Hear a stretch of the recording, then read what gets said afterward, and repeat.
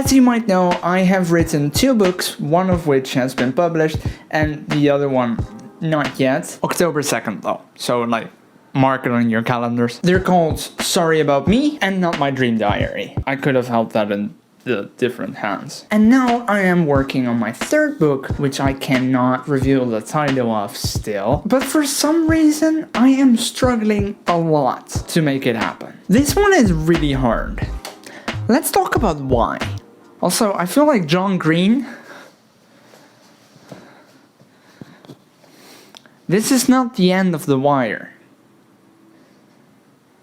It just keeps, it's gonna drop my phone. It's tangled. Okay, hold up. Without giving too much away, I do want to say that this story is a time loop story. It's one of my favorite genres of movies, and I thought, you know what, I'm gonna write a time loop story. I had a really cool idea, and I'm gonna do it. It's about this 17-year-old guy who's just living his life, and then suddenly, for some reason that's most definitely cooler than just being called some reason, his day repeats. Explaining why is not something I'm comfortable with doing right now.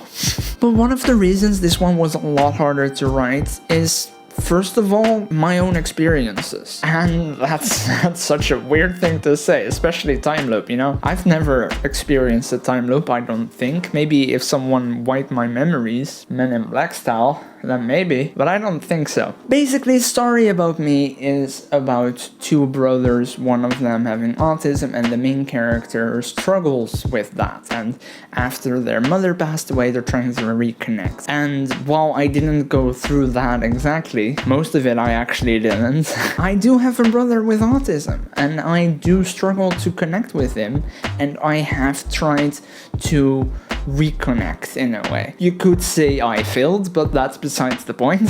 The story is about that, and it was fairly easy to write because it's a scenario or a situation I'm familiar with. Again, we're gonna ignore the fact that there's murder and panic and danger and all of that good stuff, but there's some of it is from my own experience. Sure, for a while I wanted to write that story as a story without violence. I didn't want there to be a murder. I didn't want there to be danger. I wanted it to be something compared to Call Me By Your Name that has 0 danger but still so much conflict without feeling like an action movie.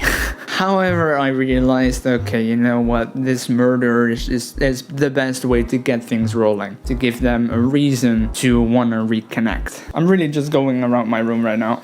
Not My Dream Diary is obviously also not my own experience, not exactly. My jaw just locked up there, I don't know if you could see or hear that. However, it is inspired by an experience of mine, being the main dream that the main character has. It is so messed up, and I had it. I had that dream to a certain extent, enough to give me the idea for this book. So the story is based on that dream, and the characters just kind of started existing because of that. So because of my own experience with that dream, and with Sorry About Me, my experience with my brother, it was a lot easier for me to come up with a story, or to write a story based on those experiences. It was so much easier to get started. But with this book, this 3rd book, hey, we're back here! As I said, I've never been in a time loop, but I have also never lived in the US. I have never experienced what this character is going through besides the time loop stuff. It is just a situation I'm not familiar with. So it is a situation that I have to get familiar with. That was not very smooth, but you get what I mean. Writing about a situation you're not very familiar with is really hard. I had that with Not My Dream Diary. A part of it took place somewhere in England. It's all in England, but the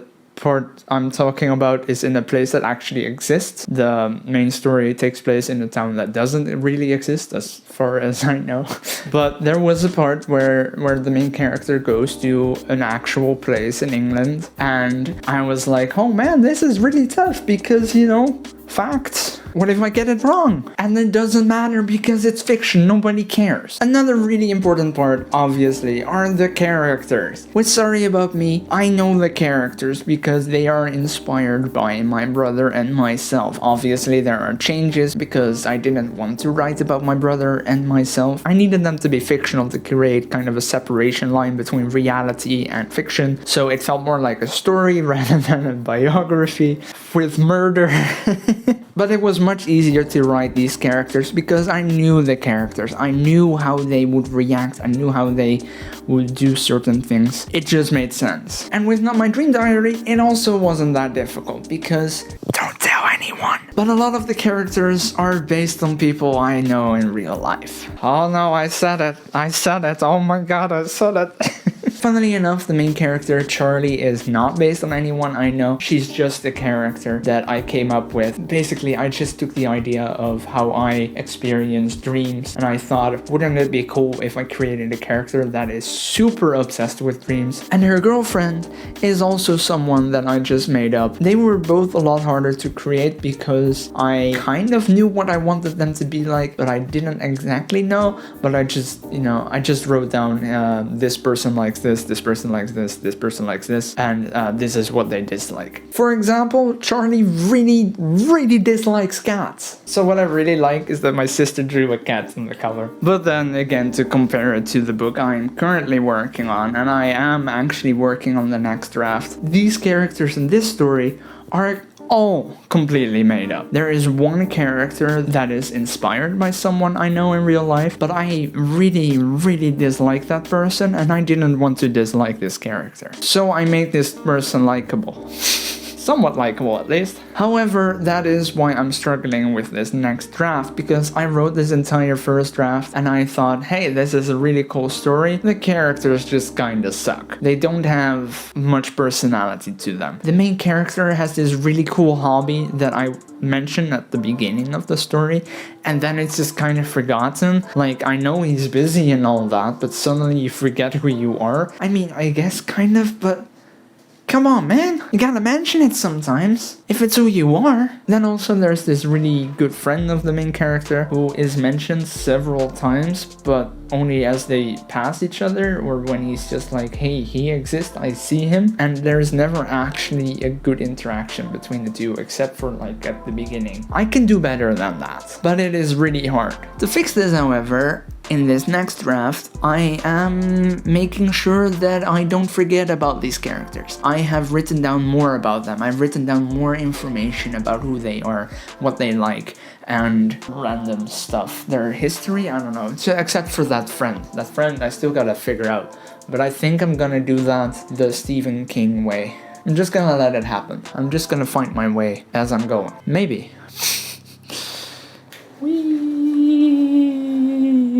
Another thing is knowing where the story is gonna go. With Sorry About Me, that was somewhat easy. As soon as I knew that I wanted a murder to happen that would get the main character and his brother together, I knew that I wanted them to have a massive fight, and I knew that originally I wanted the story to end at the funeral. I knew what beats I wanted to have. I knew where I wanted certain moments, important moments in the story to take place, and then I let myself just get there. With Not My Dream Diary, the concept is a lot easier, and I just knew that I wanted certain scenes which will make sense when you read it. I wanted them to happen, and there is a very simple and obvious goal for the story to go. So that was also not very difficult, and I knew how to get there because I came up with a bunch of things beforehand, and it just all made sense. However, with this book, that was also a lot harder. I knew how the story got started, and I knew where I wanted the story to end, but only kind of. My knees do hurt. Holy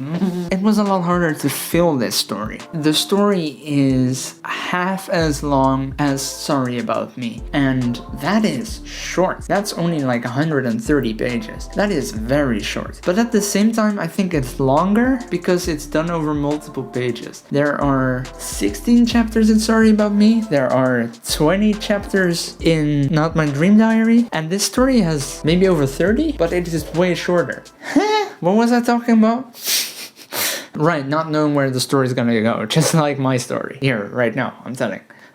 Oh my goodness. I just mean that this story is a lot harder to figure out because it is very obvious where it needs to go, except for some reveals. Like, obviously this character is in a time loop, so he needs to get out of the time loop, like rocket science. But it is a lot harder to figure out what to put in between that, and I feel like I haven't put in enough. The story is very short, and I think it could be a very good story. I just need to figure things out. I just need to find more story to add. And that is tough, because normally on a second draft you try to get rid of moments, but so far with all my stories I've only added stuff. Obviously I've gotten rid of a lot of stuff that were slowing down the pace or just restructured sentences or chapters or whatever. But with this story I actually need to add more elements to the story, so it makes more sense, the characters feel better, it doesn't jump from thing to thing, even though obviously you jump back to each day.